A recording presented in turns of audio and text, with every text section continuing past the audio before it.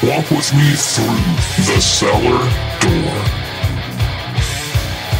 A storm is coming, Francis. A portal to a more skeptical world. Cellar Door Skeptics begins right now.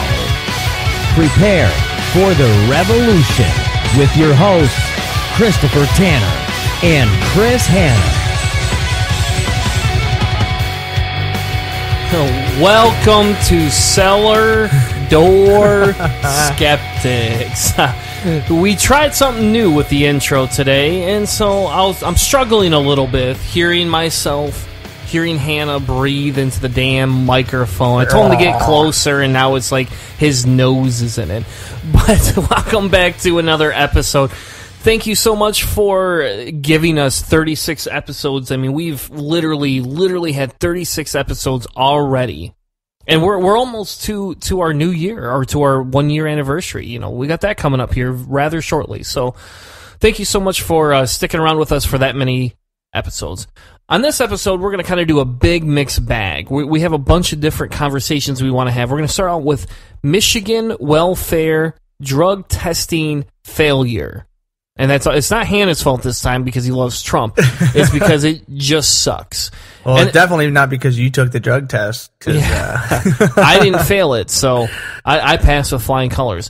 But then we have a special interview with a relative of Hannah's, somebody that has done a lot of work within the activist community for LGBTQ people at our high school. And so we're going to bring her on, talk to her about her activism, what she's doing to change the world. And because it's just so exciting that young people are getting involved. And I probably say that, I think I said that like 7 times at the end of the interview, and she probably thinking, who the hell is this crazy old guy just sitting here, saying that we're awesome. But there you go, Hannah. Those young kids are so cool now. Yeah. We're also going to get into an interview after that with a friend of ours from another podcast about the historicity of Jesus. And then we'll end the episode out with Fourth Amendment woes. And yes, I call them woes, and we can get into that a little bit later. But to begin the episode out, we wanted to, I guess before we begin, Hannah, how are you tonight? I haven't even asked you that question. You've been in my house for an hour now. I've just ignored you. You sat there and dicked off on your computer. But I haven't got a chance to ask how your life is going. I'm still stretched out, man. I'm maxed out and all my time. I'm worn out, and there's a lot going on, those after 30, I could rant and rave about, I guess, house repairs, and you could go on the garden tear. I mean, we got this old guy podcast here where we talk about all these first world problems where my garden's not doing so good and I got my kitchen's having problems. So I mean, I'm working a ton, and I'm redoing, my kitchen. I'm doing all kinds of stuff and my daughter's got a tooth coming in, and she's all super excited about that. So there's a variety of things that are going on. I got a good, busy life, and I mean, it could be boring, I guess. There's nothing boring about anything that's going on right now. Especially I come out here and we're slinging Jaeger bombs, and you keep me well greased, and so that all the shows are always we slur a little bit towards the end of the show, but it's a good time. We don't. No, you. We haven't had a real party episode in a while. Maybe we should do that coming up here pretty soon. Maybe we'll plan it out though, like let everybody know. It's like, okay, this is going to be a messy show. So by the end of it, if you can count how many times Chris says "amazing," we'll have a special gift or something for you.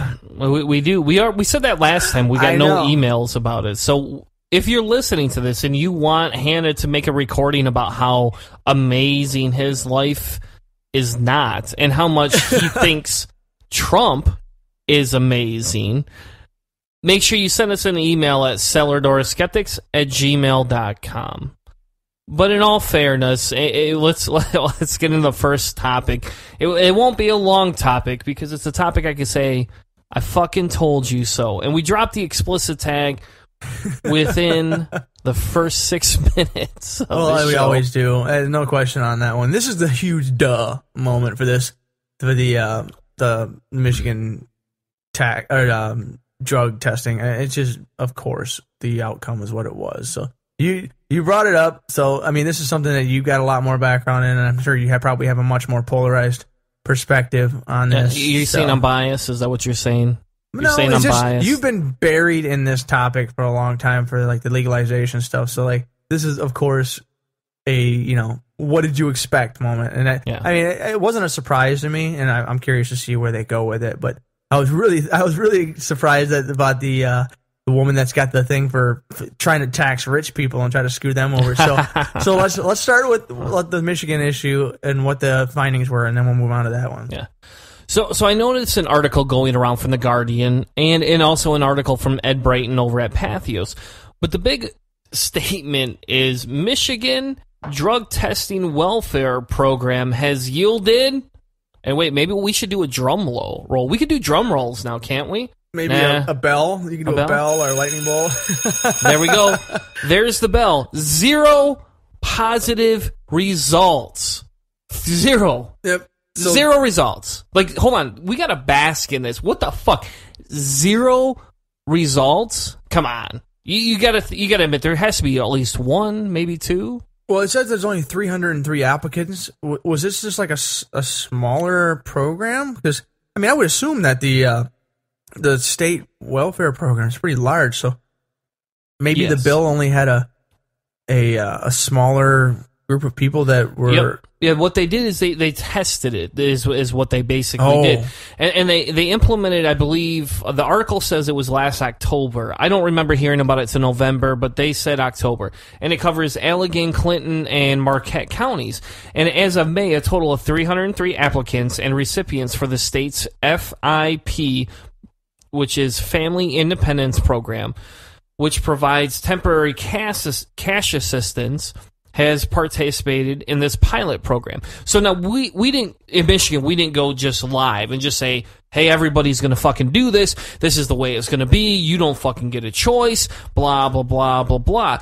What we did is they wanted to do a test pilot because they didn't want to spend, let's just say $1 million. They'll just spend, I don't know, $250,000. Maybe test 303 people. I'm sure that was a ridiculous amount of money to test, but they're just basically they're pulling from a sample. They're pulling a small group. They're probably trying to keep it as evenly spaced. So this would be a legitimate statistical analysis of the situation, and they found from a random sample just over the 3 different counties, none of them. Nobody was sneaking into the system, doing drugs and trying to get welfare, much to the surprise and chagrin of a lot of our conservative leadership, I bet. Yes. And before people say, well, it's cash assistance, right? This is different. If we tested more and broadened the scope of the program and allowed for anybody that got any government assistance, which honestly, I think anybody that lives in Michigan gets some government assistance in some way, shape, or form. But that you could open it up, and there would be a higher probability, and we all know this, that there would be a positive test. But they chose to do temporary cash assistance for a specific reason, and they chose to pilot it in just a few counties, probably to try and keep the costs down. Well, even if we opened it up and there were a couple of positives, so we have to do the math on this. So what this test or what this entire bill would be is like, okay, we need to get all the bummers, all the moochers out of the system. They're spending their cash assistance money on drugs and blah blah blah. So the people that are drafting this bill, they're like, okay, there's going to be a ton of people. We're going to finally weed out this massive group of people who are cheating the system and taking this money and using it for illegitimate purposes or whatever. And we routinely find these people really just need the help. They're not criminals. They're not this this horrible group of people that is trying to screw the system over. Obviously, there are people like that, but once again, we've got another finding with statistically so low of numbers to non-justify this type of screening and basically I would say dismiss this entire process altogether. Yeah. And so, again, this one is a little different. The way that they put this into perspective, right, is they basically had a screening question, and if you failed one of the questions during the screening, they asked you to submit to a abuse test. And if you refuse, you don't get any sort of assistance. And so they said that's where the 303 came along. That's why it was so specifically low about the actual drug test. And the funny thing is Michigan appropriated $300K for the pilot program, according to somebody named Bob Wheaton. Not related to Will, but he said the state only spent $300. Now that seems crazy to me that they only spent $300, but yet technically they screened everybody with this question, and they had 303 applicants that had to be drug tested. So that doesn't make any sense to me how they only spent $300. There's some financial efficiency for you. The state of Michigan, we need $300,000 to spend $300 on testing. I mean, this is probably all through administrative costs and blah, blah, blah, but this is just another situation where there's a lot of money going through taxes that I think pretty clearly being ridiculously spent, and I don't understand how that $300 just got to be isolated for something else. I mean, if Snyder is using the Kwame Kilpatrick monetary system, where like in Detroit, where he just pulled a whole bunch of money out and bought Humvees for his wife or whatever, so I don't know if I wouldn't say it would be above Dick Snyder for cheating the system a little bit, but yeah. I mean that definitely seems sketchy. So later on in the article, they actually say that Michigan has a history for this. This isn't new. I did not know that, I guess. So I thought this was new. But according to this article, in 1999, the state implemented a pilot program to randomly test welfare recipients across the state. It ended after 5 weeks when a judge basically said, hey, I'm pretty sure this is unconstitutional. So they only tested 21 out of the 268 individuals subjected to a test under the randomized pilot. And the program yielded positive results for drugs about 8%, with all three for marijuana. All but three. All but three for marijuana. And so back even in 1999, when they found this unconstitutional, they were just basically saying, hey, everybody's testing positive for pot, but nothing else. And now look at where we're at. I mean, to a point where we're legalizing marijuana. We are looking to tax it, all sorts of different things. Obviously, even back then, they didn't give a shit about anything but pot. So, they looked at it and they're like, oh, it's all pot. Why would we waste our money?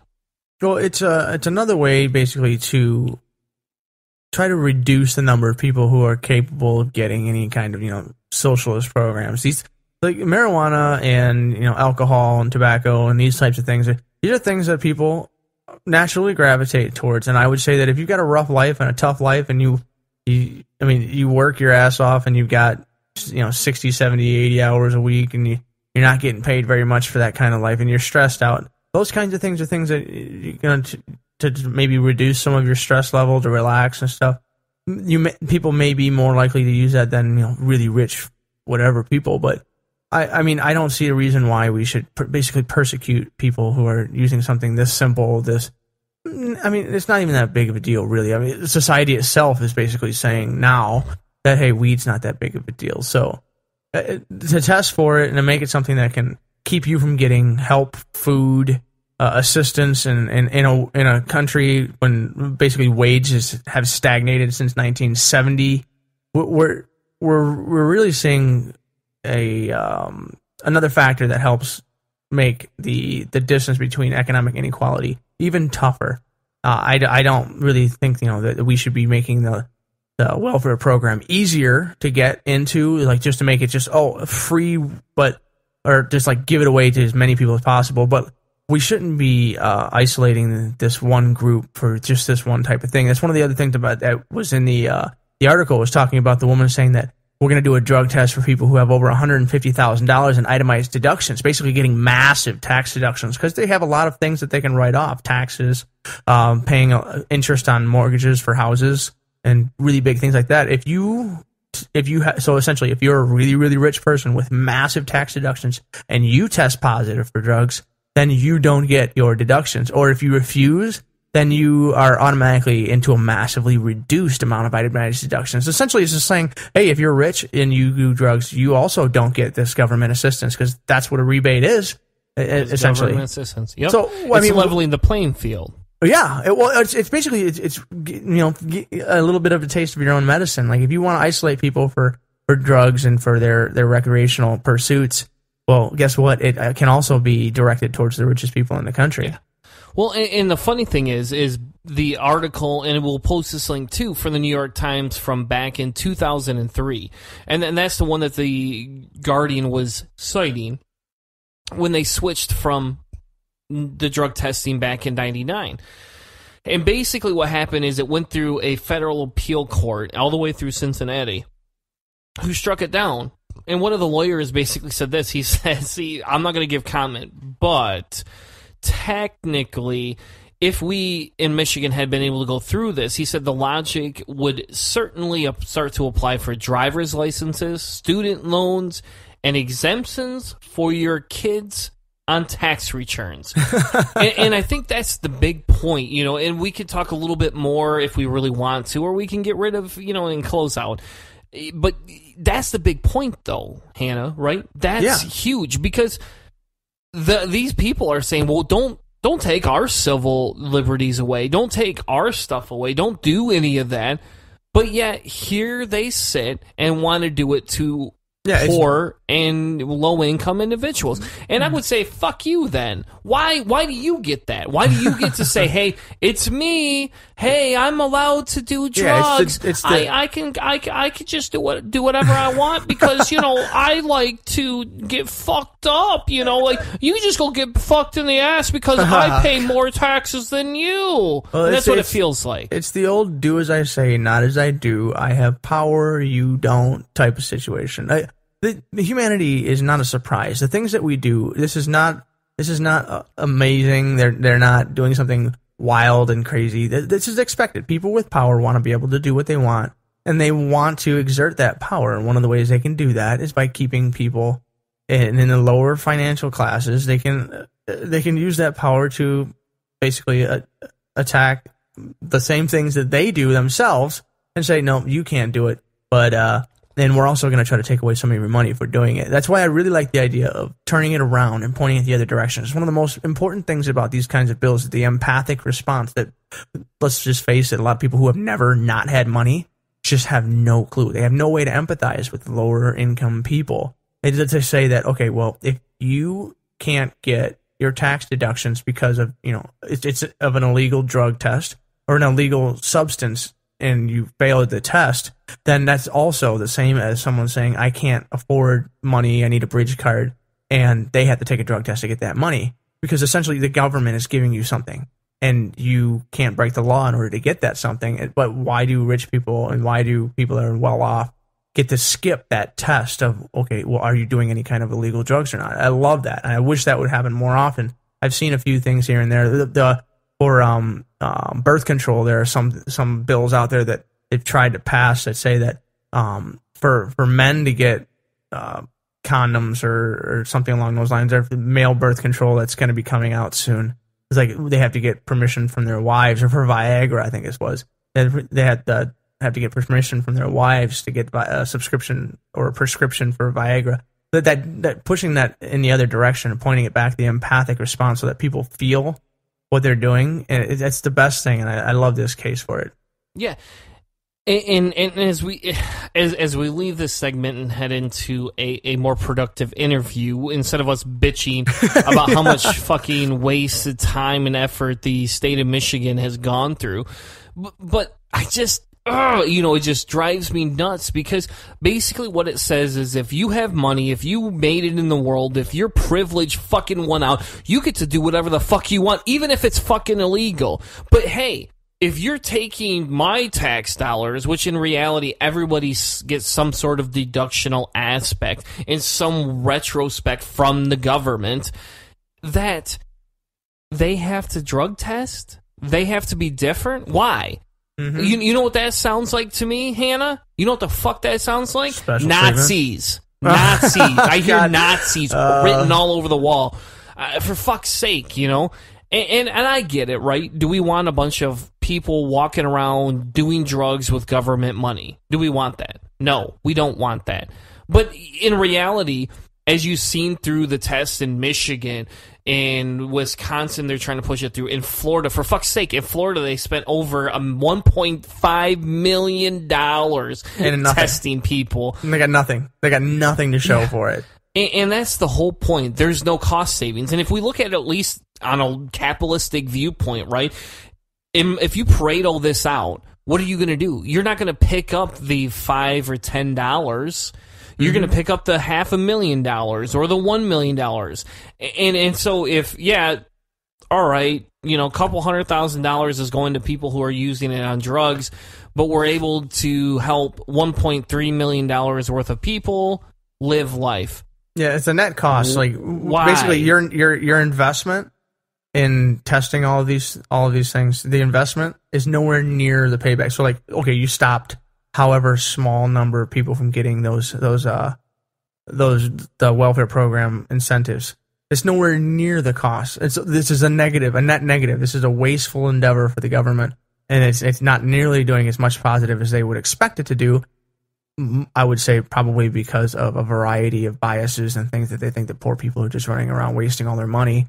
Well, in some cases, education and whatever does affect that, but the pessimistic idea that drugs and stuff are rampant in the poor communities and they're not just trying to survive and they're trying to steal from the system, this is another thing that helps me overcome that idea that there's a lot of people trying to steal. Well, some of you people are just trying to get through. And they would just like the Republicans to back off and let them try to have a little bit of a comfortable life, a little bit of empathy, just a little bit of happiness, and the stressful life that life is tough enough as it is. You don't need the government just blasting on you like that. And I'm glad that this result is here and people can see it. So hopefully this will change the perspective in Michigan a little bit.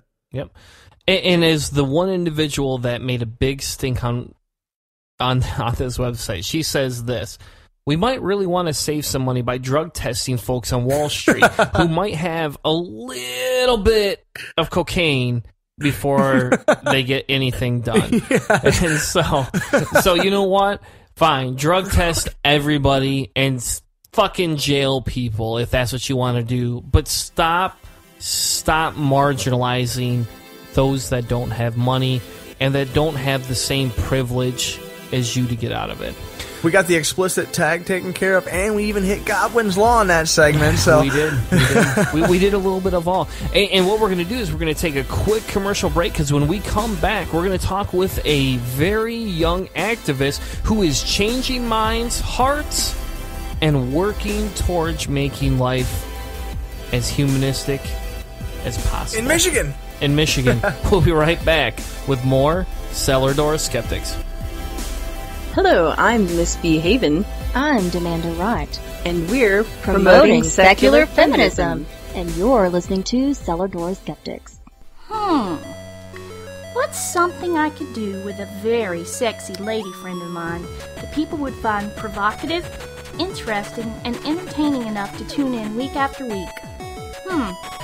Oh, I know! A podcast!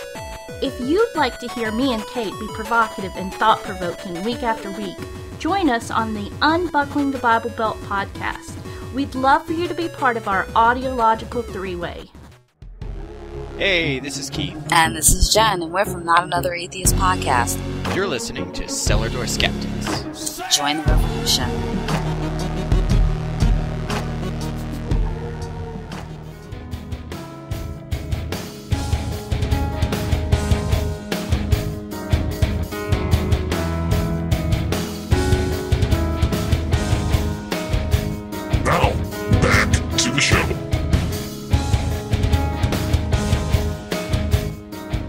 Welcome back to Cellar Door Skeptics. Thank you so much for sticking around.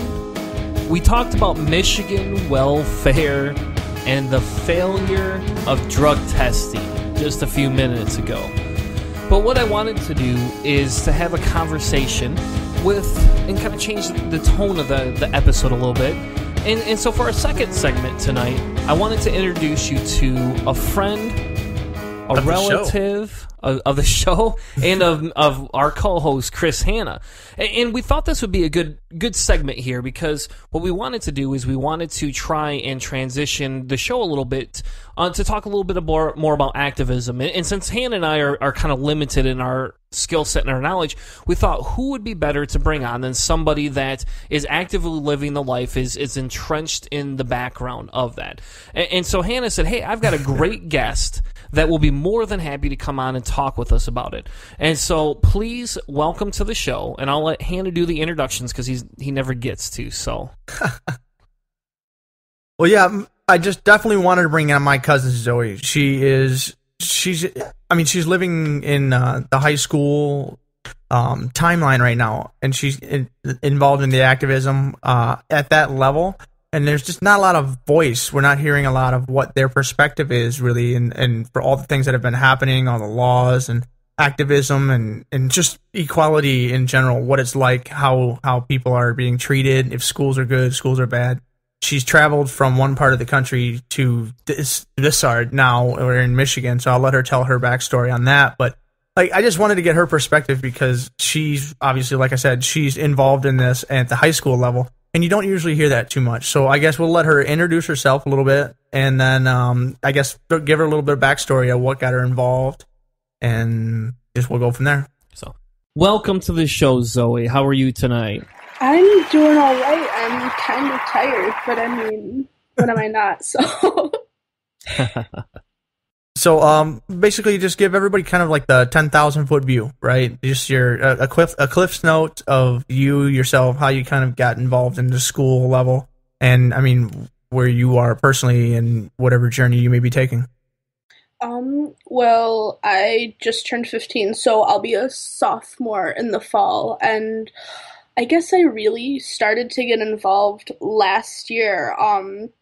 Because back at my old school, we didn't really have much of an LGBT community, but I came out a year ago, February, I think, as bi, and so there wasn't really a whole lot of support in that, but I really did start to get involved this year when one of my new friends at my new school invited to go to the GSA meeting, and now 2 semesters later, and I am on the leadership team for my GSA, and I went to a GSA Leadership Summit, I think it was in March, I want to say. What's GSA stand for? Depending on who you ask, it's either, right now it's either Gay Straight Alliance or Gender Sexuality Alliance. Okay. And so they had this in the schools. That's pretty cool. Yeah. At least here in Well, that was another thing that one of the big questions that I wanted to ask is you came from Iowa. You came from a place that we think of as like kooky Mormons, the scary, crazy temples. So, actually, are the schools a little bit better in Michigan? From what I can tell, back at my old school, I was in the middle school, so there wasn't really a ton, but even at our high school, we were still fighting to get a GSA when I left, and we had this thing, it was called SAGE, I can't remember what it stand for, but it was some pseudo-feminist group that they called it our Equality Club, I think it was, and it was really subpar to something as, like, focused as a GSA, like, on LGBT issues, which is something I've been looking to get involved in for a while now. But, yeah, here in Michigan, there are 47 GSAs in the state, and my school is one of them, and it's probably one of the largest, I believe, so... Yeah, and it's funny because I've done some work with the LGBT community in Allegan, and they have some of those down there, and it's fun to see. I guess maybe not fun's not the right word, but it's nice to see these groups starting to pick up inside of different school systems. Definitely. I'm at Forest Hills Central, and we've had ours for, I think, going on 15 years now. I'm probably wrong, but it's something like that. And Forest Hills Northern, one of the other high schools in our district, they just finished their first semester with a GSA. And so it's really cool to see how we've got older GSAs and we've got new GSAs coming in and just building such a strong community, even here in Greater Grand Rapids. That's great. I'm really surprised. 15 years does, I did not think Grand Rapids, I mean, it's known for being a really conservative area. That it's been around for that long. Well, I mean, what was that convention like that you went to? Is it as big and wild and crazy as some of our secular non-believer conferences that we that my co-hosts and I mean, you got people hear crazy stories about our stuff. So, I mean, you guys just a big goofy group of kids hanging out, or is it serious, or what? Kind of. Well, there were both student leadership teams and advisor groups, like of staff and teachers from each of the schools. And I think there were about 15 to 20 schools represented at this summit. It was held at University of Michigan Flint. And so what it was just this day where we went and we sat through seminars on equality and building a stronger GSA, because that's something, like, even though we have these groups represented doesn't mean they're necessarily strong or where they need to be. So it was basically just a day of education and development, and we got to network a lot with other schools who have GSAs and like are just starting out or are older than us and have more experience. And yeah, it was really great. Yeah, so one of the big things that I like to, ask, one of the big questions I like to ask is, when we talk about activism in the atheist community, and, our show's not solely atheist, we like to, jump into that social justice warrior venue sometimes, but in the atheist community, there's such a wide range of groups that can happen. And so tell us a little bit about how your group is and what you do in terms of activism that helps the community. Is it more of a support type group? Do you guys go out and get involved actively in the community to try and ensure that others know your presence and can feel comfortable and come join your group if they want? Tell us a little bit about the type of activism that you guys do. Well, right now we're sort of in a limbo stage because our president of 3 years just graduated. She's going on to do greater things, and so we elected our whole leadership just graduated, actually. So we had to elect a whole new team, and we've actually decided on like a larger form of governing, but that's just a lot of details. Anyways, right now I think we're just a support group sort of thing, like where we come and we socialize for an hour, because it really is hard to like meet up with other LGBT youth, especially in West Michigan of all places.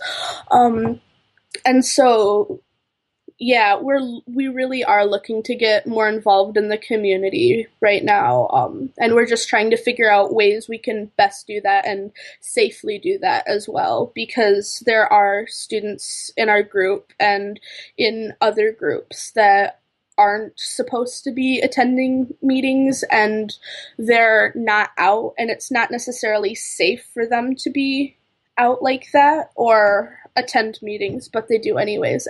But yeah, so we're just sort of logistically trying to figure out how and what to do that, or what to do and how to do that. Yeah, and I don't ever want to discourage just the social side of it. I mean, people need that. Without that, you got to think, where else can you go if you can't fellowship together? How else are you going to do it? And so I always caution, people that look down on the social side and say, well, hey, this is very important.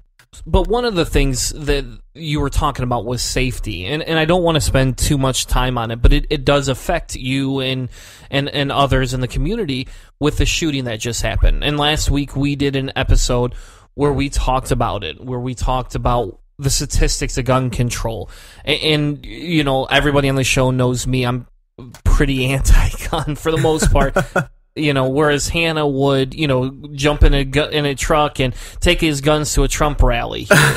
Because he's a Trump lover, if you didn't know. Yeah, my big Trump bumper sticker and my giant 4x4 with mud and tires. He has 7 of them. And anyway, but it's a reality that we live in. I mean, there is other people that don't like social change. They just don't. And I try to spend a lot of my time now, with an active ear, saying what would make those in the LGBTQ community comfortable. How can we make people feel like they're accepted and welcome and safe at the exact same time? So tell us what is your take on it as somebody that is active in the community and runs a group or works in a group that does that. And you're younger, so you're not of voting age yet. You're still in school. So what's the environment like? What's the temperature like of everybody? Well, I definitely don't speak for anyone or for everybody. But I personally, I'm not completely anti-gun. I don't support the government coming in and taking away people's guns, but I do support stricter rules and regulations in their distribution and their purchase. My dad used to be a gun salesman, and so I sort of know some of that background check process. And as far as I remember, there isn't anything like a psych evaluation, and I really think that needs to be that needs to be something that happens, because these shooters, these terrorists, a lot of the time, we don't know if they have any sort of mental illness that may have attributed to this happening, and if they'd been treated right, could this have been prevented, and just stuff like that. I think that really needs to be a part of it. Do your friends, the people your age, do you guys talk about it at all? Is it just kind of like, we're sad, that this happened again, or is it like a political conversation?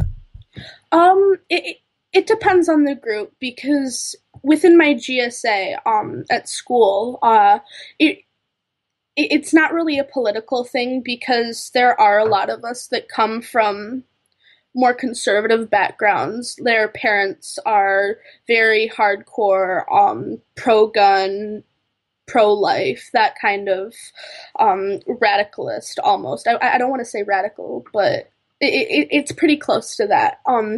And so we try as best we can to avoid politics, because it really does easily offend some people, especially when they're still trying to figure out what they agree with, because they do see both sides of it with their liberal friends and their conservative family and stuff like that.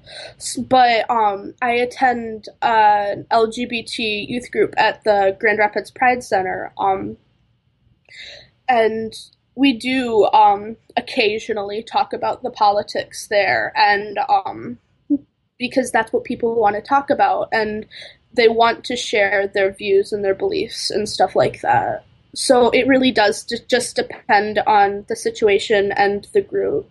Man, you're making me feel so old. When I was your age, I didn't care. I didn't think about this kind of stuff. Yeah, you're definitely destined for some pretty high quality schooling, and you're definitely doing really well as far as being aware of the world. It's awesome. I love hearing these kinds of stories. And you used to be on the other side, not quite to the other side, but you were a long ways away over in Iowa, so it's nice to see you back over on this side of the state. Even we're in Zealand right now at Chris's house, and it's that conservative crazy that you were just talking about over here. My Bernie Sanders stickers get some weird looks when I drive by. We don't want to take too much of your time up tonight, but I think one of the big things that we talk about when we do these episodes and we do these segments is we like that younger generation, right? Now, Hannah and I are not that old. We're not. We'll admit we're old, but we're not that old. But we still need that younger generation. We still need to get them engaged. We need to get them out there because, look, if you're 15, in 3 years, you can vote. Mm-hmm. You can vote in 3 years. And the big thing for me, when I look at this is, how do I want the youth of today to see society? Do I want to predict and tell them exactly what they should do? Do I want to get them engaged so that they go out there and make social change? Or do I just want to at least educate them? Because I do feel that while maybe yourself is very engaged, there's lots of youths that are not. And I think your role is very important in your group. You guys seem to have a very, what we call like intersectional type group. And you work aggressively to make sure that everybody feels included. And that's a big theme for our show. You know, I'm an anti-theist, but on the other side of the game, I want that engagement. And so tell us a little bit about what you're doing or what your plans are once you do graduate. I mean, do you have desires to go into full-time activism, or where are you kind of looking to land your feet when you graduate? Currently, my plans are to go into music education, but I'd also like to get my interpreter certification, because right now I'm taking American Sign Language as my foreign language, and that's something I do see myself wanting to continue in, and to get and to maybe even get a degree in that, so I can work with children like that in a school. Yeah, but yeah, I do want to continue to be involved in activism, though, definitely.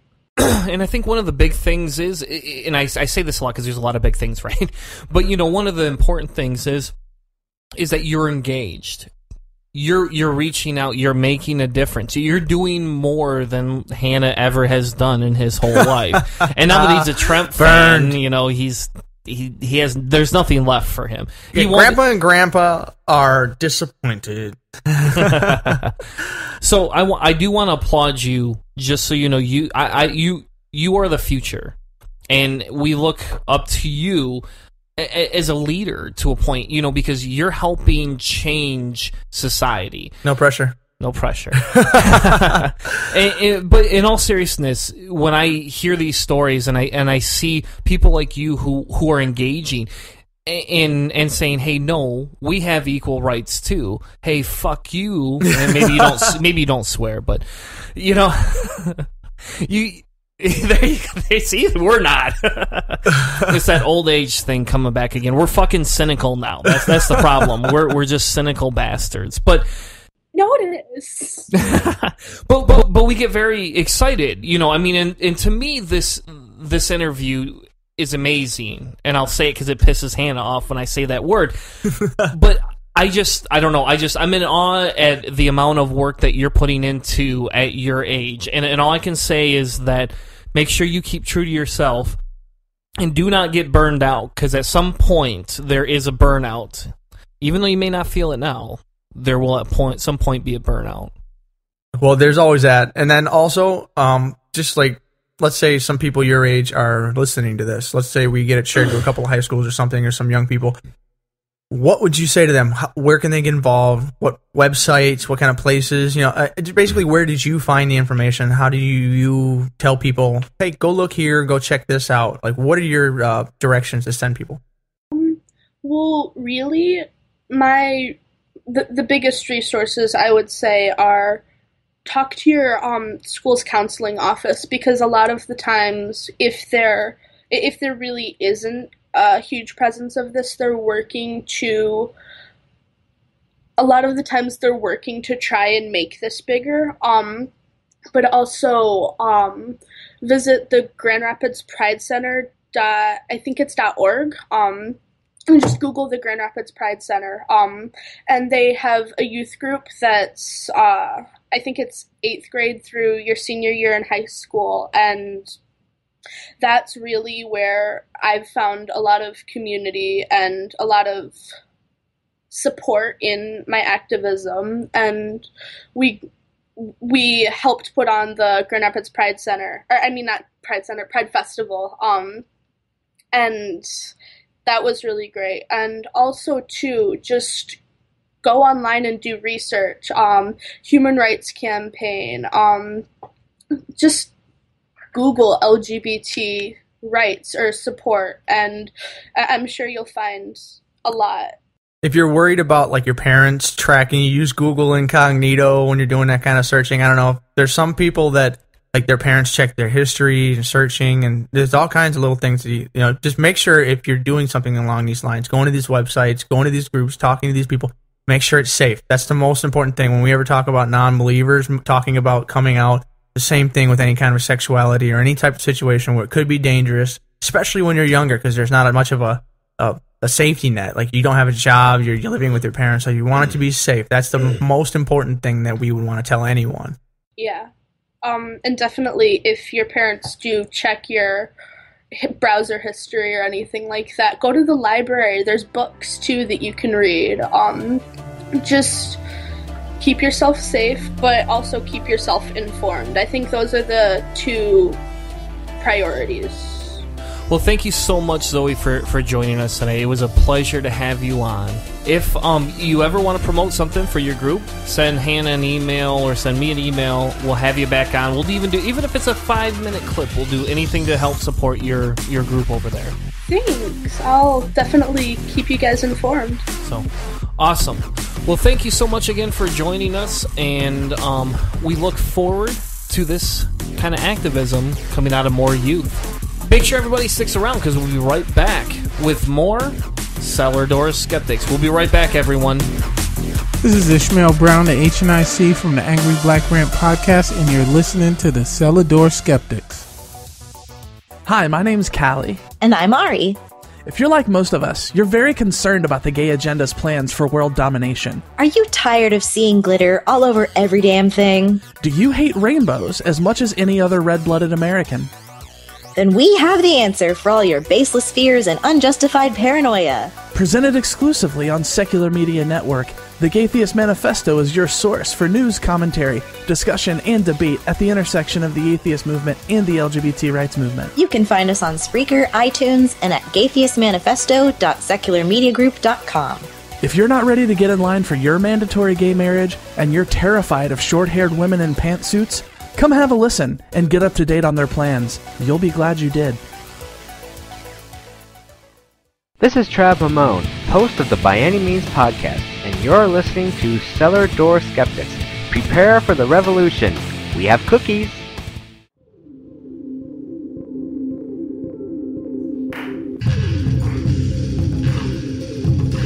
Now, back to the show.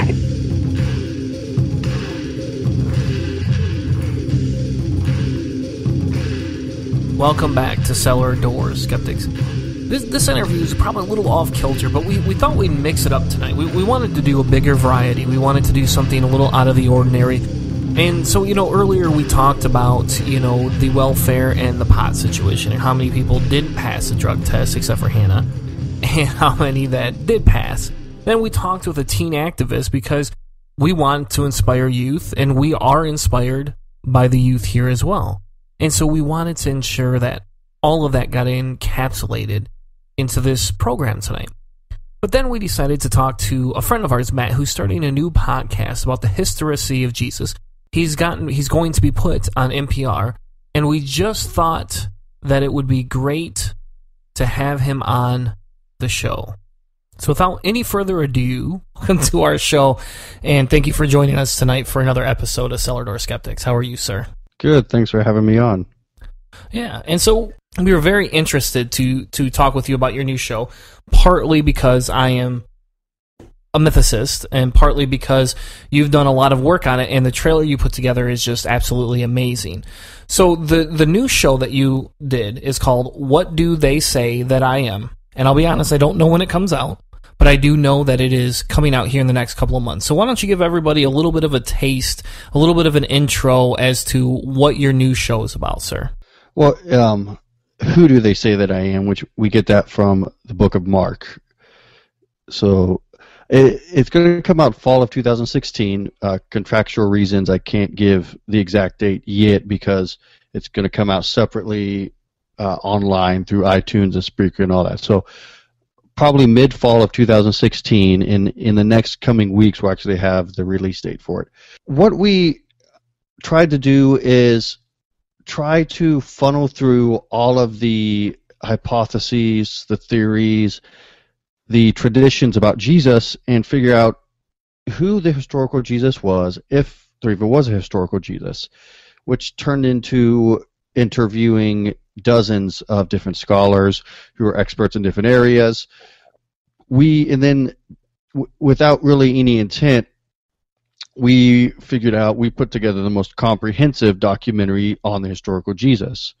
We have interviewed the most scholars for one project on Jesus in history, so we're pretty proud of that fact. But it's a story about us trying to figure out who this historical Jesus character was, or at least who his first followers thought he was, because that's really where the key's at with Jesus. Did his first followers think he existed, or did they think he was a celestial being, which, like you said, is probably the mythicist position you would hold, as Paul and Cephas thought he was a celestial being. Yeah, and it's kind of funny because I never used to be, even as an atheist, when I first came out, it was not a big thing for me. I always thought, well, who really cares? And then the more research I did, the more I looked into it, the more I wanted to understand, maybe this isn't a minority position, to not believe in Jesus. Maybe this could be crucial to the conversation. We talk with Christians all the time, and where is Christianity evolving? And I use evolving because, in my opinion, that's to a point what Christianity is doing. And it's evolving, in essence, to look towards the brighter side, right? And try and ignore the Old Testament, try and ignore all these other things. And so at some point we're going to need a new discussion point, and I've laid it out a couple of times before, because again, like I said, I'm more of a mysticist than other people are. And I find this topic very, very, very interesting personally. So when you said you interviewed a bunch of scholars, I mean, in the title in your show, when you look at the description, it says, the special episodic documentary examines the diverse claims of Jesus and seeks to discover the historical Jesus. So when you guys are recording this, and I don't know if you've recorded everything, how you guys are running the whole show right now, but when you're looking into it, is your goal to walk into it with a cognitive bias or a presupposition, if you want to call it, or do you kind of take both sides of the spectrum and examine, I guess, the more roundabout discussion? Our goal is to have an honest inquiry into the historical Jesus. To me, that Jesus, it's in 2016 America, despite whether you're a mythicist, historicist, Christian, Catholic, even a Buddhist, somehow Jesus, theological, historical, has affected your life. You just can't escape from that in America. Our goal was to have this honest inquiry into figuring out who Jesus was, and you can't do that even if I approach it as Jesus did not exist. What evidence can I find to show this? It's not an honest investigation. I started, and I say at the very end of the trailer that I don't know, and that's how I started it. And you'll find out through the documentary, I changed my position several times because this person makes a very good point here, then this person makes a good point, and Richard Carrier will say this, James McGrath will rebut it with this. So my position through the documentary changes, and that's skepticism. A true skeptic is willing to withhold judgment or change their position based on the evidence at hand. And I think if I was straight out and said Jesus did not exist, that wouldn't be a skeptical position to hold. The skeptical position was, I don't know if Jesus existed. What are the claims that he did not exist, and what are the claims he did exist? When you started this project, what are you doing as far as funding? Is this something that is like a self-fund, or are you actually able to run this with sponsors and people on the lines? We are very lucky to have access to NPR studios, which is National Public Radio, equipment and stuff. We record mostly in their studios if we're not doing field recordings and things like that. So as far as funding goes, I'm very lucky to have top-of-the-line recording equipment and studios at my disposal. As far as like advertising and stuff, we're kind of just trying to go grassroots and kind of see where this goes. We do have some advertising budgets and stuff, but definitely I kind of want to hold off on that, kind of see what we can do grassroots-wise. Well, I was thinking more along the lines of like how could you keep this project going and have a job? I mean, it sounds like a really intense project to be running, and they have a life too, and make money and work and stuff. Absolutely. Yeah, it's lots of hours. I'm married, and my wife gets frustrated all the times because as of now, I have 18 scholars we've interviewed, and each one of them runs about a 2-hour-long interview. I'm traveling, going to Indianapolis, going to Chapel Hill, going all over interviewing people. So yeah, it's definitely very time-consuming. I do have a day job, but it's just trying to find time to balance everything. It's tough, but it takes up about all of my free time. I've been obsessed with Jesus, as my family would say, for the last 2 years working on this. You've been obsessed with Jesus. You almost sound kind of like a Christian there. Maybe you need to go back to church there, sir. So tell us a little bit how long it takes. I mean, again, you haven't released a lot of info. And so we're kind of hoping for a little bit of an exclusive scoop here, into how much time it takes. Are the episodes going to be 20 minutes? Or are they going to be an hour long? Or are we talking? Are you going to do what's that guy's name, Hannah, that I so dearly like, that does the hardcore histories? Dan Carlin. Yeah. And he does, 3 to 6 hour rants about different history things, but they're very interesting. So what's your guys' angle in that aspect? Well, it's definitely going to be more disciplined than just rants. We actually have someone helping writing after we do the interviews, help writing the episodes about where we want this interview to go here. It's very narrative driven. Like I said, I'm sitting in a bar talking to this person, or I'm sitting, in a park interviewing somebody, and then afterwards I'm just talking to it with my producer or my academic advisor, and I'm recording those conversations. So it's not just interviews and a bunch of thick stuff to swallow about historicity and Jesus. It's, like I said, it's narrative driven, because you're going on this journey, and that's the goal in creating this, of here's a person or two people who at some point would have been mythicists. At the end of this journey, where do we end up? We say, are we still mythicists? Or, like I said, I purposely made myself start out as I don't know, the skeptical position. And that was my goal, because, like I said, I couldn't honestly say the mythicist position is a skeptical position, because it has a burden of proof to it, regardless whether you disagree with mythicism or not. It requires a burden of proof. So my goal was to start here at I don't know, and then take you all on this journey of what do these people say about Jesus? What's the most we can learn about this time period about Jesus? As far as the logistics go, it's going to be 8 episodes, each one in about 45 minutes to an hour long. And so if your overall goal is to kind of find, if you want to call it, find the historicity of Jesus, you want to find Jesus, or you want to find the absence of Jesus, if you want to call it that, what are you going to do when it's done? I mean, if you only go 8 episodes, an hour long, and then you're like, okay, we'll have a couple bonus episodes in here. I mean, you're right. There's a lot of, if you have 19 scholars that you've talked to, that's a lot of people, and just imagine how many more are out there, because people have studied Jesus for, thousands of years now. So is the goal to do a short type podcast like that, or are you looking to be able to expand on it, let's say, with a second series? And if you are, is it going to kind of go into the Jesus realm, or are you going to branch into other parts of the gospel? We briefly discussed that. I'm not really sure. I want this to be a standalone project. I want it to speak for itself. As far as what we'll do next, I'm not sure. Obviously, we're hoping because we're hoping to get it syndicated in different NPR stations afterwards. So it still has a long shelf life to it, I think, afterwards. And I hope the product we put out will be useful to the secular community, to even the Christian community, to academia, things like that. Because it's such, we interview such a broad range of experts from all over, that I think it's not just the secular community we're going for. Academics are very interested in hearing it and releasing it to their students.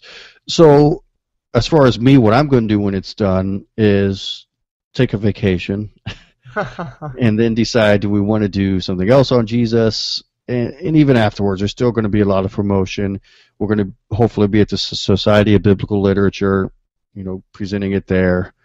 If for those not familiar with that, that's an annual convention. Think of, your big atheist convention, but this is just Bible scholars and Bible nerds at this convention. So. I don't know if that sounds like fun. I mean, it kind of does sound like fun, but at the same time, it sounds very frustrating. And a lot of smart people there just giving lectures to each other. It's that's in November, so hopefully we'll have fun there and not get too overwhelmed. So I have to ask, and it's only again, like I've stated earlier, I'm a mythicist, and there's a couple people that would argue with me that probably listen to the show, but one of the people I always enjoyed talking to was Richard Carrier and David Fitzgerald. They were two of my favorite people. The conferences that I've been to, I've met them, I've been able to talk with them, and I enjoy their type of narration. So when you were doing the interviews and you talk about this being kind of a story, you're telling a story from end to finish. When you interview the people and you talk with them, do you ask them different stories? How do you kind of incorporate their dialogue into your podcast? I mean, so for example, I'm a big NPR fan, and they have some shows on NPR where it's the talking over the discussion, and then they bring the interview in and out. Is that going to be kind of the specific style, or do you kind of mix it up a little bit? Tell us a little bit about that. I have a lot of free reign, in directing this and editing it. I have an executive producer who's kind of overseeing it and helping, narrow my creative vision here. But as far as let me give you an example. In one of the early episodes I'm editing now, if you're familiar with Frank Turek, he gives an argument about, and it's in the trailer, a little brief hint of it, where in John 19, Jesus is on the cross, and Jesus stabs somebody, the centurion stabs Jesus with the spear, and water and blood comes out. Turek argues that unless at least the tradition of John had some eyewitness buried into it, or the person telling the story was an eyewitness, because it would have to be because that wasn't common knowledge for hundreds of years after that. That someone having that much trauma and on being crucified, it wouldn't be common knowledge to a common person that water would come out of the lungs, because Jesus' lungs would be filling with water. So I take that, and after we're done with the interview with Turek, Eric and I, who helped me set up the interview, we're sitting at a bar discussing this. And then we say, well, let's find an expert on crucifixion to see if this is, first off, if that claim's accurate, that if you are being crucified, would you expect this to happen? So we tracked down a medical doctor who has a bunch of peer-reviewed work on crucifixion. She supported that claim that, yeah, you would expect that because of the trauma, and your lungs are filling with water. You're in essence suffocating and drowning while being on the cross. And she goes into this detail about pretty much what crucifixion would be like. It's very interesting because she's done a lot of research on that, even with cadavers, about crucifying. So then we go to an expert on the Gospel of John, James McGrath, who his doctoral thesis was on John, and his research focuses a lot on John, and ask him, Frank Turek argues that in early dating of John, because of this pretty much because of the spear situation, and then he gives a good rebuttal to that about why John has to be written between 90 CE to 100 CE. So it's kind of little bits and pieces like that, like I talk about the journey, like we'll let this, like someone give their whole argument like Frank Turek did, but then it's like we've got to hold you to that. That's your argument. And if John was written before 90 CE, that changes everything. Now the timeline has moved up. Now we have earlier traditions of Jesus, and then if this wouldn't be common knowledge that a person being crucified would have water coming out, And then that tells us, okay, what tradition is John using that has an eyewitness? And then if that is an eyewitness, or why did John put that in there?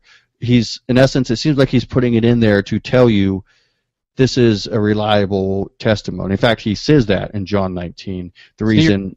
You're kind of getting into somewhat of the hermeneutics to a point, so, which is interesting because, you know, I'll be honest, I've talked with David and Richard before, and the hermeneutics are not always their strong point when they have longer discussions. And maybe it's because I have a short attention span. I don't know, you know.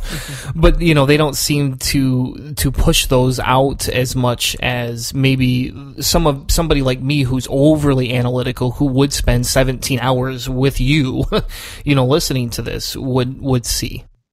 Well, those things are important, though, and that's where... And nothing against David, he's a good friend of mine, and he's helped me a lot on this project as well. But yeah, that's something I think they seem to look over because it's not that important to their argument. But when you're really, really trying to dig down and really get to the bare minimum of what is the most likely response or the most likely solution to this problem of who was Jesus, you have to pay attention to things like the little things. Like in Mark 13, why does Jesus all of a sudden switch from first person saying Son of Man to third person? Now the Son of Man is somebody else. What's Mark? Why is that? Is that an earlier tradition? Was it a scribal error? And that's another one of the journeys we go on when we find out in Mark 13, Jesus is talking about someone else as the Son of Man.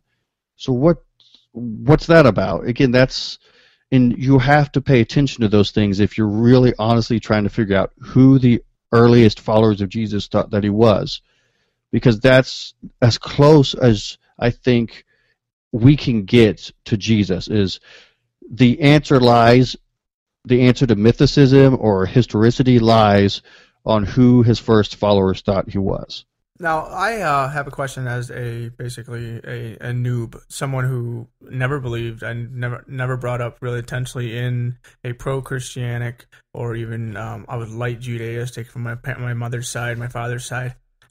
Jesus has never been really an interesting figure to me. It's just been somebody that it was just a thing. This was another religion like Judaism and Islam and Buddhism and Hindu. So is there something for me in there, someone who doesn't have a lot of history, a lot of background knowledge? Are we going to be, because I've tried to listen to some of these scholars, and it gets wordy, it gets pretty intense. So are you going to try to keep it somewhat accessible, or is there going to be a ramp at the beginning and you're going to need to know these things at the beginning in order to be able to continue on through the series? No, because I didn't know any of it at the beginning. I knew very little at the beginning, and our co-host knew even less than I did. So, well, that may not be a fair assessment. Let me rephrase that. I don't want to sound like, but no, it's made for people who are curious. Just what was so special about this Jesus character? Because clearly, like you said, you didn't grow up in this, but it's still. Jesus is, the theological Jesus at least, is somewhat having some influence on your life. So how did we go from if a guy who was crucified for causing a scene at Passover to where we are now? Who was this guy? And how did this phenomenon start? Because you have a claim of a guy died, rose again, and then 2,000 years later we're here. And who was this original guy? Would he even, if he existed, would he recognize himself in 2016 Christianity? And of course I would say no, but it's trying to see if we can find those pieces of the puzzle, because we're trying to answer a question where we're missing 2/3 of the puzzle, and we're almost trying to paint a picture, and we don't have that full, puzzle there. We just have 1/3 of it, if that, and trying to get those answers. And I think sometimes those scholars, like you said, with their hermeneutics, sometimes they dig too much into it. I think I've noticed, and they read too much into this or that little things, like, let me think of an example, like, why did Matthew have, zombies coming out of the grave at Jesus' death.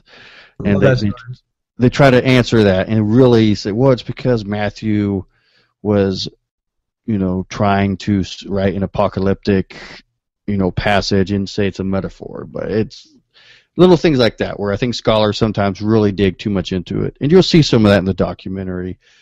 But as far as someone who, like you, who really isn't familiar with any of this, this is a perfect way to learn because it's layman's terms, but also it balances it very well for the educated.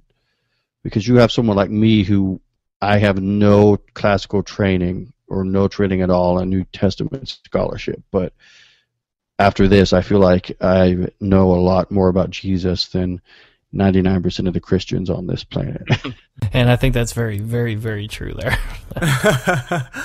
So thank you so much for joining us tonight. It was a pleasure talking to you. And when we get closer to launch date, I know there's some touchy situations going on where that you guys are still working out contractual wise. And once that happens, and I'm very excited because you dropped the name NPR, and that makes me excited just because I hear NPR and I kind of get a little, I don't know, I get a little excited. And so tell everyone real quick where they can get a hold of you. So if they have any questions, or heck, if they even want to help sponsor your podcast, because maybe they want to throw a commercial in there or want to share it with people, let everybody know the best way to get a hold of you. We also are on Spreaker at Who Do They Say That I Am, and SoundCloud at Who Do They Say That I Am. But for the most content updates and when our website's released here in the next week or so, it'll be on the Facebook page. Of course, you can clearly add me as a friend on Facebook. I'm always writing about the historical Jesus, or when I'm interviewing a scholar, I'll write about this is the argument I heard today and this is what I find intriguing about it. So, and that'll be on the Who Do They Say They Am Facebook page and my personal Facebook page as well. Again, that's facebook.com/whowasjesusshow. Well, cool. Well, thank you so much, Matt, for joining us tonight. And like I said, very, very excited. I like Jesus shows more than you can imagine. It's not because I believe in him, but because I do actually genuinely enjoy the history, and I do genuinely enjoy the debate behind it. It is very intriguing for me. And I guess I've always kind of said if there was one thing that could help me at least turn back to any sort of a deity, it would be the Jesus argument, even if it became just proving he was a man. That would make it a little bit more digestible for me as an individual. Everybody, make sure you go check out the new podcast. We will have all the links posted in the description. Send Matt a friend request. Make sure you definitely like their Facebook page to keep up on updates. And with that being said, we'll be right back with more Cellar Door Skeptics. Make sure you hang tight, everyone. Ryan Mathers from the Atheist Avengers podcast. You are listening to the Cellar Door Skeptics. Prepare for the revolution. Hi, this is Dan, Ryan, and Matt with the Godless Revolution podcast. We've had a lot of great guests on this show, such as Russell Glasser, Dan Arrow, Brian Fields, David Silverman, Doug Mesner, a.k.a. Lucian Greaves, and Joey Kirkman, whom we love a lot. We've also had a lot of really cool local guests. And we're a podcast that likes to fight for the separation of church and state and against anti-skepticism of all kinds. You should give us a listen, because if you don't, you're going to be really sad. Make your ears happy. Listen to the Godless Revolution podcast. This is Deborah McTaggart from Beyond the Trailer Park, and you're listening to Cellar Door Skeptics.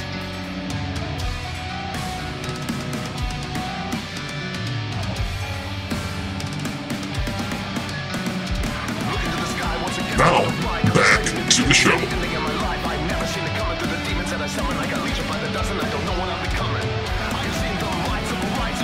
Welcome back to the final segment of episode 37 on this wonderful evening. Thank you so much for joining us again for another amazing segment. Yeah, I had to do it. Amazing segment. And we are going to close this show out talking about the Fourth Amendment. And normally you would go, well, shit, you guys already talked about gun control a little bit. Fuck, you dedicated a whole segment last episode, 2 segments last episode to gun control. Now why the fuck are you picking on the Fourth Amendment? And I'm saying, all right, hold on. I'm not picking on it. I'm just saying there's news to be had here.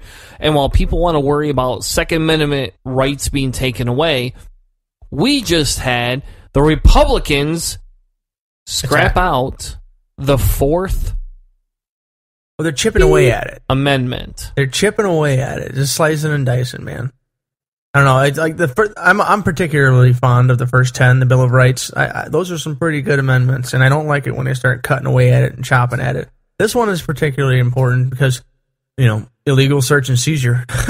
The whole idea of just a guy with a badge walking up to you, papers, please. Papers, please. Is that like the guy from the Polar Express where he's like, tickets, please? I don't know. I don't know if I would call the conductor and the ticket exchangers on the train the same as like a fascist Nazi Germany. Yeah, that's the Goblin Law thing we already talked about. I don't know. He kind of is. Think about it. Okay, think about this, right? The Polar Express. What does it require you to do? Take something on faith. That's exactly what it's doing. And if you think about it, it's pretty demanding. You don't get to go to the North Pole, and you don't get presents unless you believe in this bullshit. Well, there's that, and there's also professing, like, oh, yes, I do. I really do. Well, how are you going to check that, pal? Because we can get into some Pascal's wager. You don't think that... you think you can trick God and say like, oh no, I really do, I really do. Just you got to take it on faith that I really believe you. I mean, the same situation on that one. But no, the Godwin's Law thing for we mentioned it earlier, and you gave me some slack a little bit. I don't know if people aren't familiar with it. It's there's a certain number of responses in an online interaction that where Hitler will finally be brought up. We mentioned the Nazis earlier.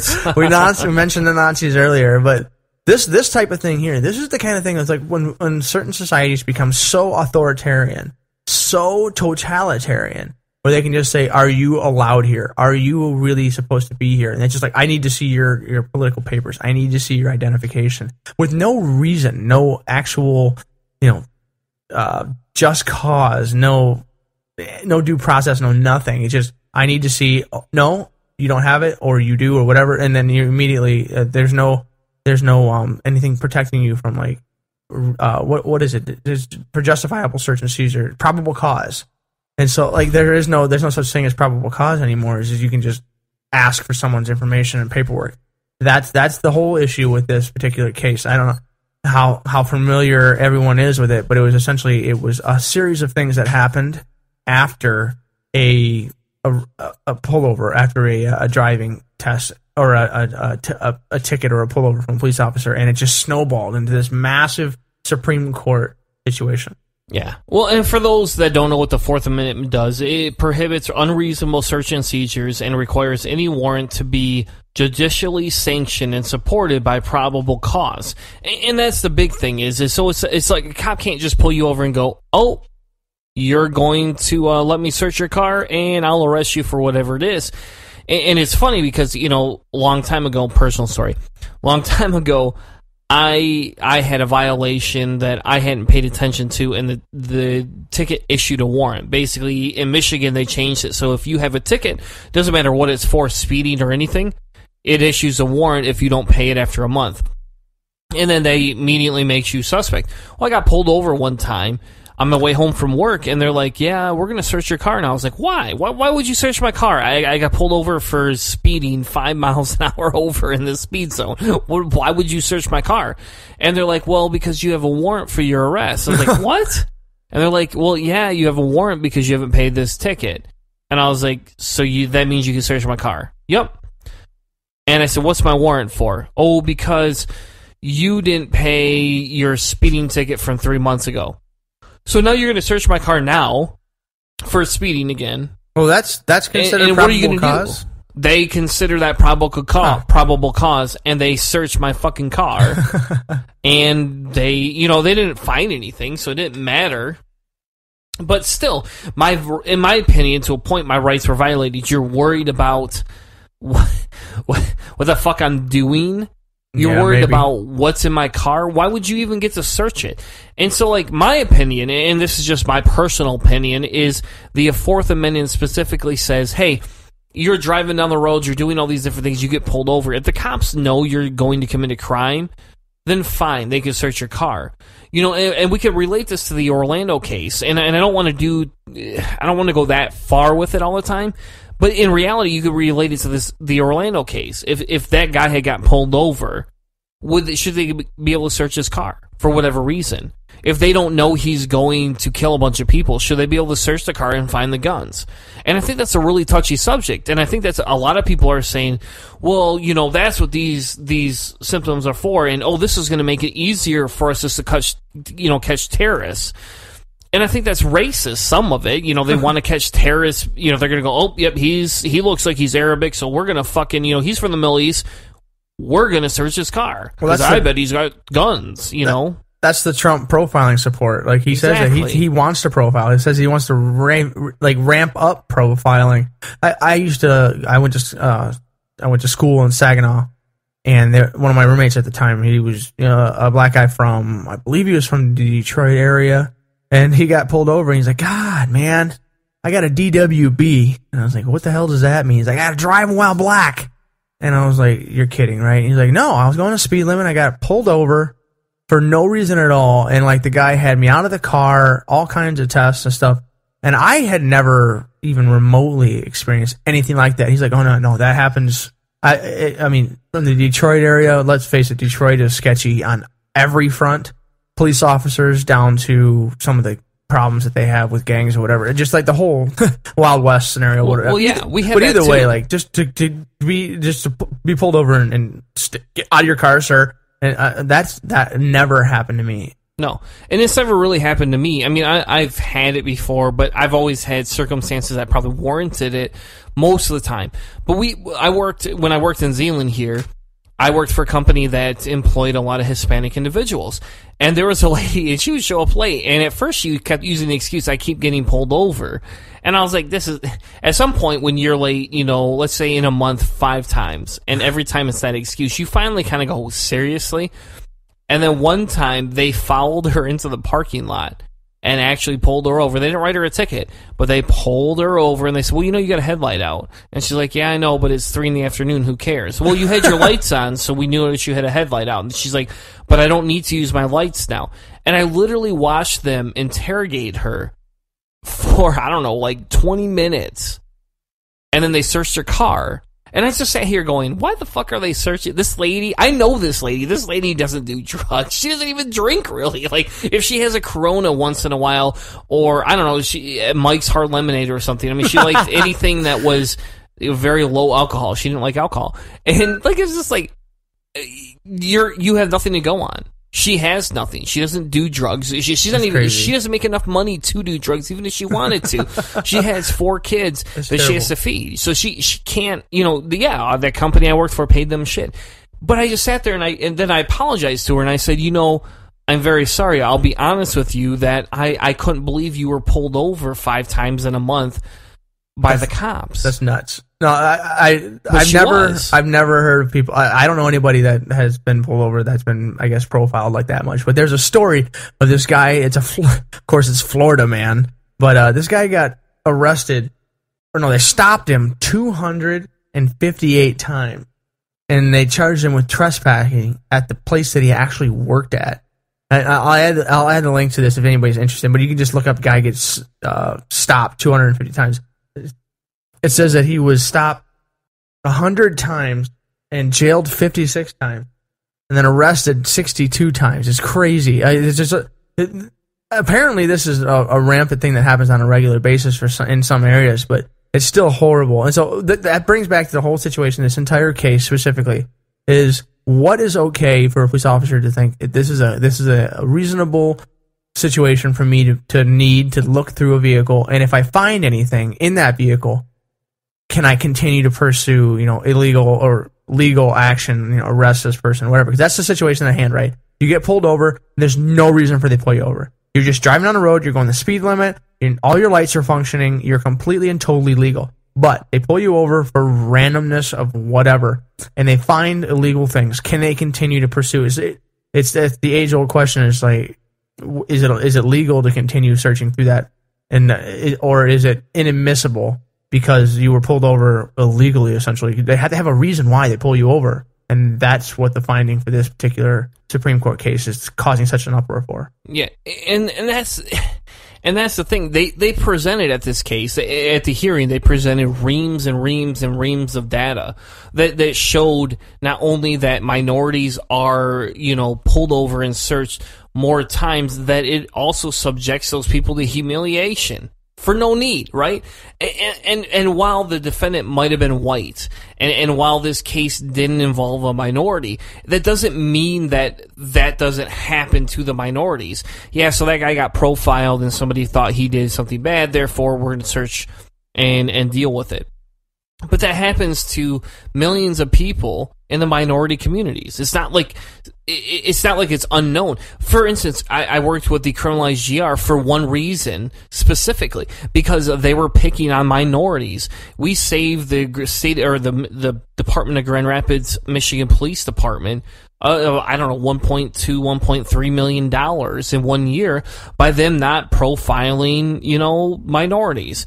And when you look at the statistics, 95% of the people being brought in from the Grand Rapids County was minorities. And as soon as you eliminated that, the cost of jailing them and processing them and the court fees went down. Nobody can pay enough to pay that judge's salary, that bailiff's salary, the person putting them through the prisons, the person that's, taking them to their cells and feeding them. All these different costs add up, right? There was not enough dollars you can force somebody that's been through the system to pay to recoup your costs. You just can't do it. It's a loss leader. And we don't, we have for-profit prisons specifically that are capitalizing on this. And it's insane that they would even allow this to happen. You would think the federal government would stand up and be like, private prisons, illogical. Oh, you're making money off people going and sitting in jail? Illogical. We've literally churned, and I guess I'm tangenting here, but we've literally churned how our society looks and feels about criminals into a profit center. How does that work like that? Hey, you're bad, therefore we're going to make money off you. Well, wait, what? How do you make money off? I know exactly how it happens. Insane. You would think that all that extra dollars in cash would be funneled back to the government. They would be like, here you go, here's a donation of, I don't know, $17 million that one organization made last year off the fucking criminal system. You take that money, give it back to the government. We'd be able to start rehabilitating people a lot faster, and we'd be able to take people right out of these jail cells and get rid of the thing. But instead, we have a capitalist system that allows for this to happen and allows for people to make money off of it. So, yeah, you're helping the state out by reducing the taxation that has to happen to house these criminals, but you're not giving the money back to the state. Yeah, no, they essentially it's a pure capitalistic situation. They're allowing capitalism to infiltrate into the governing programs. But breaking this entire situation down, and bringing it back to the topic at hand, breaking this entire situation down. Well, first off, Sonia Sotomayor's dissent in this was awesome. Just like Ginsburg's dissents usually when she does her written dissents, they're amazing. But either way, this situation here, this is an unlawful, search and seizure type situation. And the reason it's important is because this is a decision that the Supreme Court is making, and what it could potentially do is undermine a lot of the protections that we assume we have. Like, you have a house, and you don't want the police to come into your house. They have to have a warrant. They have to have some kind of reason, a legal, legitimate reason to come into your house. Well, the same situation is your personal property in a vehicle. Let's say you've got a car, and you don't want the police, the government, whatever administrative body to come into that thing unless they have a legitimate legal reason. And so we're talking about warrants for houses. We're talking about protection in your home. These are situations, and these are potential future consequences of this decision that are really terrifying. That there is no safe place for you to be, and you can be questioned, you can be searched, and it's yes, if you're doing something illegal, we hear the argument from time to time. It's like, oh, well, you shouldn't have to worry about this if you have nothing to hide. But there's still something to say for having the autonomy to make that decision, the thought police and that kind of stuff, where they can just come through and just do searches and stuff. That's the underlying, that really philosophical creepiness that's happening here. And I really was surprised that this was actually a 5-3 decision, not a 4-4 stalemate in the Supreme Court. Just boggles my mind. And that's what happens when we don't have, an odd number of justices. That's exactly what happens. Well, we had, as far as I know, it's 4 conservatives. 5-3. It is 5-3 right now. That's 5 conservatives, 3. Well, it depends. I thought we had, as far as I knew, we had 4 conservatives and 4 progressives, basically. And then, so it's pretty much a stalemate on most decisions. Is why they're trying to get that fifth, that fifth one in for one group. But you're right. Supposedly there is, but obviously in this one case, of them, it wasn't. And Yeah. all the conservatives, ironically, the conservatives voted to take away more rights than the progressives did. So you fuck your goddamn decision about how Republicans supposedly want more freedoms. They obviously didn't take the libertarian point of view in this case. It was the fucking liberals that did that. But we won't get into that. But yeah, you're right. That there's 4 to 4, and that's why they want the 5th, and blah blah blah blah blah. But in reality, that 4th one is more of a conservative progressive than anybody else. And it was funny because somebody commented, "Oh yeah, it was Obama's justices that ruined this." It's like, no, hold on a second. No, every person that Obama has elected to the court, every person that Dissented. he sponsored, what? They all dissented. Okay. Yes, they dissented. Mm-hmm. And that's who the Sotomayor, she wrote that, about that. And that's the amazing thing. It's not Obama and his liberalness that are taking away our rights. In this case, it's the conservatives. It's the right wing. It's not the Democrats this time, and that's funny because the Republicans bitch about right being taken away because people want to take their damn guns and we don't. But they want to take the guns. But in this essence, they're like, oh, let's take the right away for search and seizure because, think about it, the majority of Republicans are white cis males. Come on. And who's the least person to get searched and seized? White cis males. Thank you. There's a reason for it. And it is contradictory. And she points this out in her dissent, and good on her. This was, in my opinion, this was a very scathing dissent. This was not. I don't know how many people actually sit and read these dissents. I'll be honest, I do. I like them. There are some of it's over my head, but I do enjoy reading them. And we'll post a link in the description. But basically, they talk about Ferguson, Missouri, and how 76% of the residents are under the court's decision, effectively surrendering their Fourth Amendment rights against unreasonable search and seizure, whatever. And that's the thing. The same thing. She talks about how she can draw the parallel between herself and this, and the court just doesn't get it. Well, really, for me, it's back down to what kind of society do you want? Do you want that authoritarian, totalitarian style society? Because these are the kinds of things that those types of society like. And we hear from the conservatives and we hear from the Republican arm, especially the libertarian arm, that we want to maximize our amount of freedom. But they also want to build walls. They want to check passports. They want to make sure you're supposed to be here. If you're not supposed to be here, they want to remove you. Well, these are types of things that society is reducing its amount of freedom. The people have lost their freedom, and the people in administrative positions have gained much more freedom. The elites, the case system, where they're allowed to essentially pick and move and do things above and beyond our Bill of Rights. And these are the things that are being chipped and eroded at. And this is why this is uncomfortable for me. I mean, there's a lot of situations, the Black Lives Matter group that's mentioned in here, a lot of the minority groups and things that are mentioned in here. But this, to me, is a direct attack on the Constitution, the very foundation of the country. The thing that the thing that you will hear, I am a constitutional literalist. It's the conservative. We bring back the old Constitution, make America great again, right? Well, that's how it was, and the Constitution was originally written. They were trying to stop an authoritarian government from being able to just dive into your life and take what it wanted.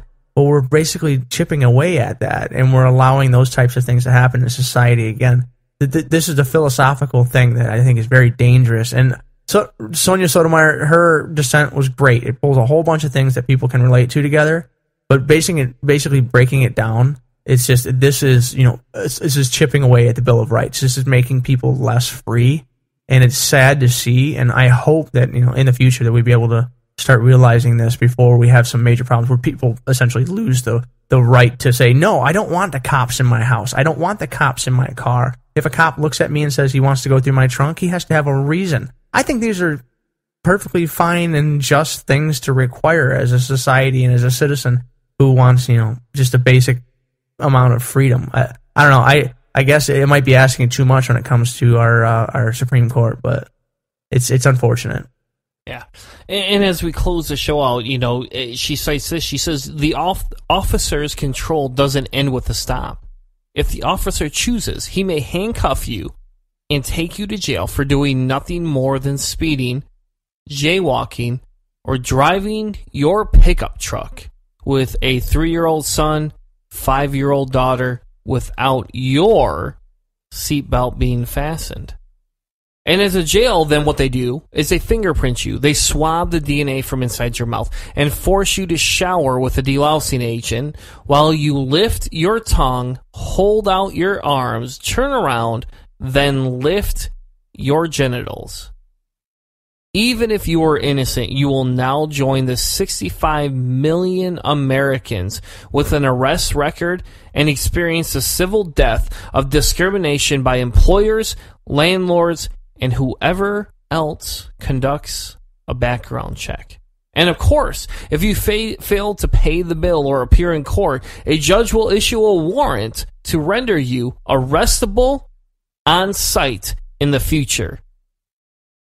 And that's the big crime here. That's the big downfall, is that people just want to eliminate our Fourth Amendment rights all because of a little bit of fear, a little bit of privilege, and the ability to not understand how the Jim Crow laws of the past are coming back in a different form.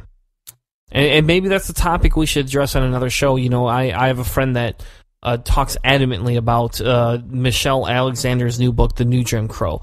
And we should probably try and figure out how to get somebody on to have that conversation, because it's very interesting. And if you have not read that book, we'll post the links in the description. Maybe we could get a copy of it. We could do a review. I have a copy of it. If you would like to read it, Hannah, I have that book. Okay, maybe I'm working on 2 reviews now. Man, maybe I can check it out. The New Jim Crow, Mass Incarceration, and the Age of Colorblindness. Yes, that's a long title. It is, but it's worth it. So if you want to borrow the book, or maybe I have Audible credits, Hannah. Maybe I'll buy it on Audible and send it to you. I can do that. It's a bit of a strange irony, a deaf kid who loves audiobooks, but I love them. They're a wonderful thing. Most of the time, I can't just sit down and slam through paperback book anymore, so I can listen to audiobooks sometimes at work and just consume that way. You don't get the same amount of absorption, but I would definitely check this book out. It sounds pretty good. Cool. Well, we might as well wrap the show up before I get any more rambly and spend any more of the viewers' time or listeners' time with these conversations. Thank you so much for joining us tonight. Make sure you check out all the sites Zoe did. Make sure you support her and her community as much as possible. Check out Matt's new podcast that's coming out in, I don't know, probably 2 months, hopefully, maybe 3, depending on the NPR situation that they're having. And make sure you check out the new Jim Crow book. It's been out for a while now. This is not a new book, but make sure you check it out because it relates to a lot of things in society. If you like what we're doing, support us on Patreon, or if you don't have the money for that, head right over to our iTunes account and throw a like up on there, throw a rating on there, whatever you got to do. Anything to tell us, yes, we like what you're doing. If you don't like what we're doing, send us an email at cellardoorskeptics@gmail.com. Tell Hannah that he should stop supporting Trump. We'll make sure we read your email on the air so that Hannah knows specifically you're calling his ass out on that, because he loves his Trump, so we don't know what to do with it. I'm gonna get my comb over action going here. You do. Oh, he already bought the. If you could see this, I wish we could provide video for this, but he already has the blonde hair. He dyed it the other week. He's like, I want to look more like Trump. I'm going to get a spray tan with the orange with the raccoon goggles, so I have white eyes and orange skin. Oh yeah, man. So anyway, thank you so much for sticking around for another episode of Cellar Door Skeptics. We'll be back next week with another entertaining episode and more about how Hannah loves Trump more than he loves anything else. Thank you. Have a good night, everyone. And remember to prepare yourself for the revolution. You've been listening to a presentation of Cellar Door Skeptics.